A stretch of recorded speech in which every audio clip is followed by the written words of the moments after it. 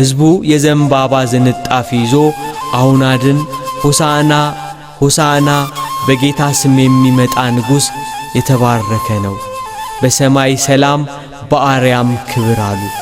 እየወደቁ ሰገዱለት። በዘንባባ ዝንጣፊ ጨርቃቸውን መሬት እያነጠፉ በእልልታ ተቀበሉት። ከተማይቱ ታወከች። የጌቶች ጌታ በተዋረደ የአህያ ግልገል ተቀምጦ ወደ ኢየሩሳሌም ገባ። ሕፃናቱ በእግዚአብሔር ስም የሚመጣ ብሩክ ነው፣ አንተ የአማልክት አምላክ የእስራኤልም ንጉሥ እግዚአብሔር ብሩክ ነህ እያሉ እያመሰገኑ ተቀበሉት።